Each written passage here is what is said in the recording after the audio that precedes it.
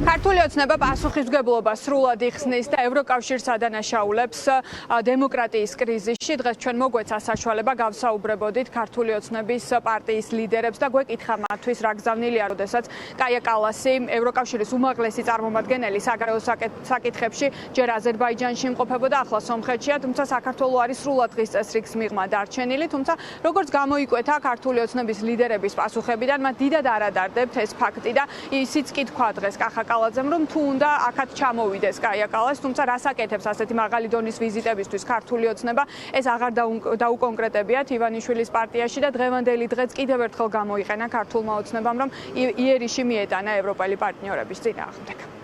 საქართველო არა მხოლოდ ჩვენს რეგიონში, არამედ ევროპის მასშტაბით არის ლიდერი დემოკრატიის თვალსაზრისით. თქვენ ხედავთ კატასტროფული მდგომარეობა მთლიანად ევროპის მასშტაბით, არა მარტო რეგიონში, ევროპის მასშტაბით დემოკრატიის კუთხით საქართველო არის ერთ-ერთი ლიდერი და მოწინავე ქვეყანა, ეს არის რეალობა. დანარჩენი, რაც შეეხება ევროპის პრობლემებს, ბუნებრივია ამას თავად ევროპამ უნდა მიხედოს. რატომ არავინ გვხვდება აქ, რატომ გვხვდებათ და რატომ არავინ არ ჩამოდის მაშინ აქ? როდის დაიწყო ეს ყველაფერი 2022 წელს, როდესაც ჩვენგან მოითხოვეს მეორე ფრონტის გახსნა, ომში ჩართვა და ამას მოყვა მერე ზეწოლა, რომელიც დღემდე გრძელდება, თუმცა ხედავთ, რომ ამ ზეწოლას, ქართულ ხალხს ზეწოლას პირველ რიგში და მერე ხელისუფლების ზეწოლას არ აქვს არავითარი ეფექტი. ჩვენ ვართ იქ, სადაც ვიყავით ყოველთვის, სადაც ვიყავით 1000 წლეულები, ჩვენ ვართ თანაშემოქმედი ევროპისა. თუკი ევროკავშირის ზოგიერთი ბიუროკრატი ცდილობს რომ გადაახტეს საქართველოს და სხვანაირად ხედავს ევროპის გეოგრაფიას, ეს მათი პრობლემა არის საერთო ჯამში. ის ევროპელი ბიუროკრატები თუ პოლიტიკოსები, რომელიც ცდილობენ თვალი აარიდონ ქართველებს, ეს ის ხალხი არის, რომელიც სინამდვილეში სურთ ჭეშმარიტი ევროპული ღირებულებები ჩაანაცვლონ ზოგმა საბჭოთა მენტალიტეტით და ზოგმა რა მენტალიტეტით. როგორც მოქმედებს ზოგიერთი ევროპელი ლიდერი, ამის შედეგი არის, რომ მათი ეკონომიკური ზრდა არის ნულს გარშემო და ჩვენი მოქმედება კი აჩვენებს, რას ნიშნავს ქვეყნის ინტერესიდან გამომდინარე მოქმედება. ჩამოვიდეს მინისტრს რა პრობლემაა?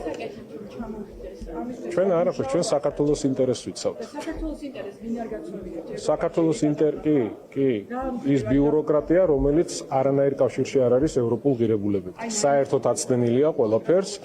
პირდაპირ, როდესაც გეუბნებიან თეთრზე შავია, პირდაპირ, როდესაც გეუბნებიან, რომ შენ უნდა ადგე და კედელს დაეტაკო, და იცი რომ ამით დაზიანდები და საკუთარ თავს და საკუთარ ქვეყანას დაიზიანებ, შესაბამისად ის ორმაგი სტანდარტები კატეგორიულად მიუღებელია. საუკეთესო მაგალითი არის მოლდოვა, ხო?